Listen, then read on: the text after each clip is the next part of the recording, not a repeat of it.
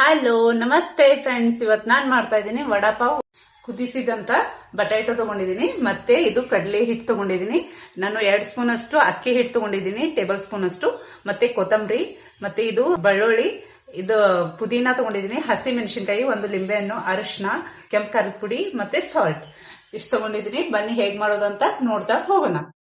ನೋಡಿ ಫ್ರೆಂಡ್ಸ್, ನಾನು ಇವಾಗ ಇದಕ್ಕೆ ಗ್ರೀನ್ ಚಟ್ನಿ ಮಾಡ್ತಾ ಇದ್ದೀನಿ. ಗ್ರೀನ್ ಚಟ್ನಿ ಮಾಡ್ಲಿಕ್ಕೆ ನಾವು ಏನ್ ತಗೋತಾ ಇದ್ದೇವೆ ಅಂದ್ರೆ ದಿನ ಎಲೆ, ಮತ್ತೆ ಬೆಳ್ಳುಳ್ಳಿ, ಕೊತ್ತಂಬರಿ, 2 ಮೆಣಸಿನಕಾಯಿ ಕೂಡ ಹಾಕೊಳ್ಳೋಣ.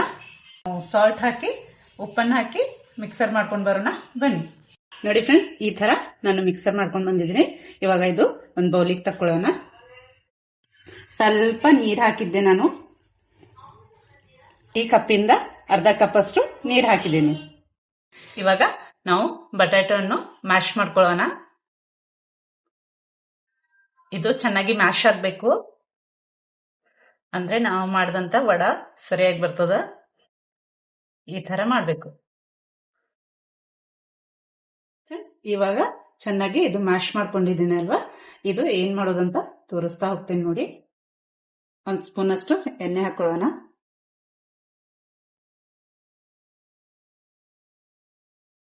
ಮತ್ತೆ ಅರ್ಧ ಟೇಬಲ್ ಸ್ಪೂನ್ ಅಷ್ಟು ಜೀರಿಗೆ,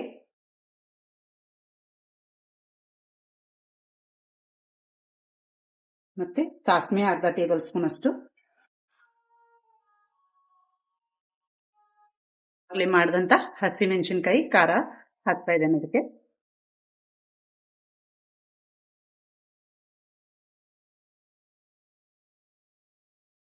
ಸ್ವಲ್ಪ ಅರಿಶಿನ ಪುಡಿ ಹಾಕೊಳ್ಳೋಣ.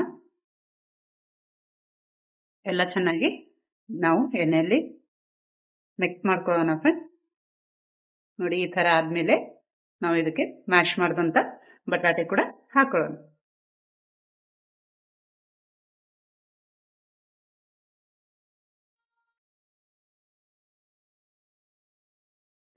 ನೋಡಿ ಫ್ರೆಂಡ್ಸ್, ಈ ತರ ನಾನು ಮಸಾಲ ಮಾಡಿದ್ದೇನೆ ವಡ ಮಾಡ್ಲಿಕ್ಕೆ. ಇವಾಗ ಇದು ಸ್ವಲ್ಪ ಆರ್ಲಿಕ್ಕೆ ಬಿಡೋಣ ಬನ್ನಿ. ಇವಾಗ ಕೊತ್ತಂಬರಿ, ಕಟ್ ಮಾಡಿದಂತ ಕೊತ್ತಂಬರಿ ಕೂಡ ಹಾಕೊಳ್ಳೋಣ. ನಾನು ಒಂದು ಅರ್ಧದಷ್ಟು ಲಿಂಬೆಹಣ್ಣು ಇದಕ್ಕೆ ಹಾಕ್ತಾ ಇದ್ದೀನಿ. ಇವಾಗ ಚೆನ್ನಾಗಿ ಮಿಕ್ಸ್ ಮಾಡ್ಕೊಳ್ಳೋಣ. ಇದು ಮಹಾರಾಷ್ಟ್ರ ಡಿಶ್ ಆದ ಕಾರಣಕ್ಕೆ ಇದಕ್ಕೆ ಬಹಳ, ಮಹಾರಾಷ್ಟ್ರದಲ್ಲಿ ಬಹಳ ತಿಂತಾರೆ ಇದು. ನಾನು ಆವಾಗಲೇ ತೋರಿಸಿದಂತ ಕಡಲೆ ಹಿಟ್ಟು ಕೂಡ ಒಂದು ಬೌಲಿಗೆ ಹಾಕ್ತಾ ಇದ್ದೀನಿ.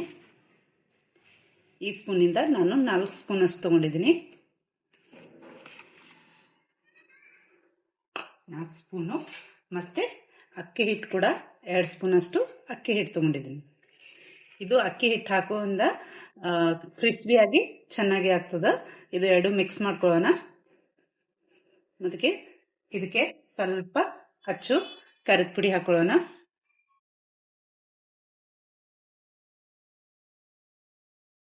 ಒಂದು ಸ್ವಲ್ಪ ಚಿಟಿಕೆಯಷ್ಟು ಅರಿಶಿನ ಪುಡಿ ಹಾಕೊಳ್ಳೋಣ.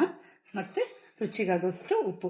ನೀವು ಉಪ್ಪನ್ನು ನೋಡಿಕೊಂಡು ಹಾಕೊಳ್ಳಿ ಫ್ರೆಂಡ್ಸ್.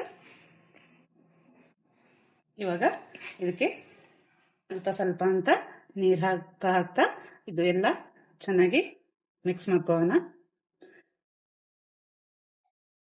ನೀವು ಸ್ವಲ್ಪ ಸ್ವಲ್ಪ ನೀರು ಹಾಕಿ ಕಲಸೋದ್ರಿಂದ ನಿಮ್ಗೆ ಬ್ಯಾಟರ್ ಹೇಗೆ ಕಲಸ್ಕೋಬೇಕಂತ ಗೊತ್ತಾಗ್ತದ.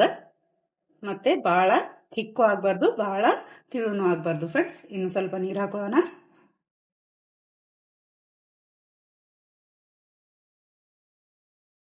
ನೋಡಿ ಫ್ರೆಂಡ್ಸ್, ಈ ತರ ಚೆನ್ನಾಗಿ ಬ್ಯಾಟರ್ ಇಷ್ಟೇ ಇರಬೇಕು ಇದು. ಇವಾಗ ನಾವು ಚಟ್ನಿ ಹೇಗೆ ಮಾಡೋದ, ಕೆಂಪು ಚಟ್ನಿ ನೋಡ್ಕೊಳ್ಳೋಣ ಬನ್ನಿ. ಇವಾಗ ಒಂದು ಬಾಣಲೆಯಲ್ಲಿ ಎಣ್ಣೆ ಹಾಕಿಟ್ಟಿದ್ದೆ, ಎಣ್ಣೆ ಕಾದಿದೆ. ಇವಾಗ ಅದಕ್ಕೆ ನಾವು ಕೆಂಪು ಚಟ್ನಿ ಮಾಡ್ಕೋಬೇಕಲ್ವಾ. ಕೆಂಪು ಚಟ್ನಿ ಇಲ್ಲಂದ್ರೆ ಅದು ಟೇಸ್ಟ್ ಬರೋದಿಲ್ಲ, ಅದಕ್ಕಾಗಿ ಕೆಂಪು ಚಟ್ನಿ ಮಾಡ್ತಾ ಇದ್ದೀನಿ. ಶೇಂಗಾ ಕಾಳು, ನಾನು ಒಂದು ಅರ್ಧ ಬಟ್ಲದಷ್ಟು ಶೇಂಗಾ ಕಾಳು ತಗೊಂಡಿದ್ದೆ. ಅದು ಸ್ವಲ್ಪ ಎಣ್ಣೆಯಲ್ಲಿ ಫ್ರೈ ಮಾಡ್ಕೊಳ್ಳೋಣ ಫ್ರೆಂಡ್ಸ್.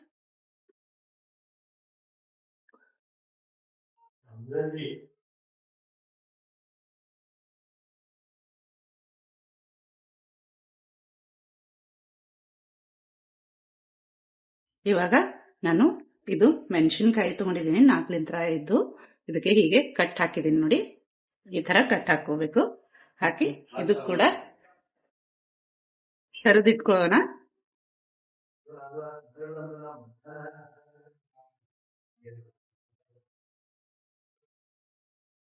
ಈ ತರ ಆಗ್ಬೇಕು. ಇವಾಗ ಇದು ಒಂದ್ ಸೈಡಲ್ಲಿ ತಕ್ಕೊಳ್ಳೋಣ.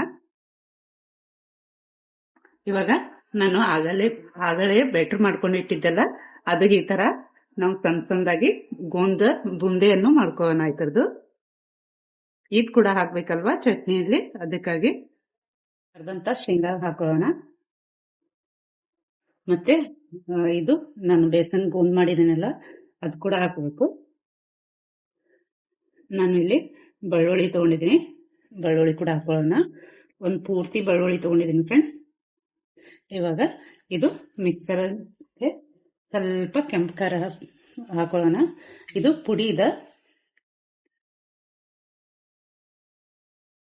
ರುಚಿಗಾಗುವಷ್ಟು ಉಪ್ಪು. ಇವಾಗ ಇದು ಗ್ರೈಂಡರ್ ಮಾಡ್ಕೊಂಡು ಬರೋಣ ಬನ್ನಿ. ಸ್ವಲ್ಪ ಉಪ್ಪು ಹಾಕೋಣ.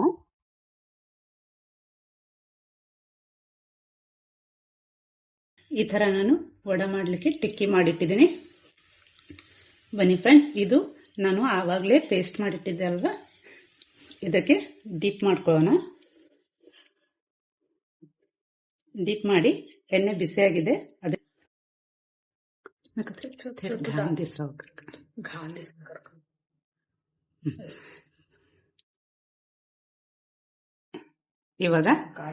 ಇವಾಗ ಎಣ್ಣೆ ಬಿಸಿಯಾಗಿತ್ತಲ್ವಾ, ಅದಕ್ಕೆ ವಡ ಕೂಡ ಹಾಕೋಣ.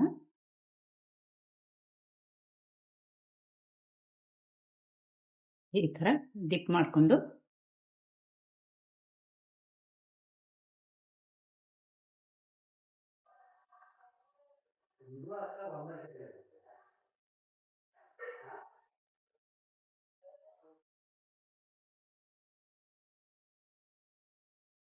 ಇವಾಗ ಇದಕ್ಕೆ ಕಳಿಸಿ ಹಾಕೋಣ.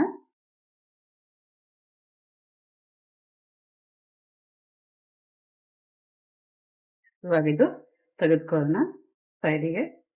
ನೋಡಿ ಈ ತರ ಫ್ರೈ ಆಗ್ಬೇಕಿದು.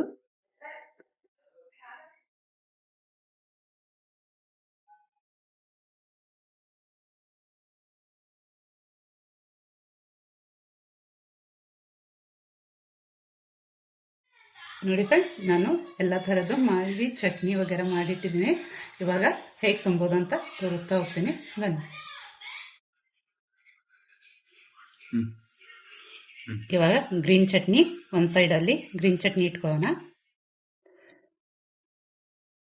ನಾವು ಆವಾಗಲೇ ಮಾಡಿದಂಥ ಕೆಂಪು ಚಟ್ನಿ ಕೂಡ ಹಾಕೊಳ್ಳೋಣ.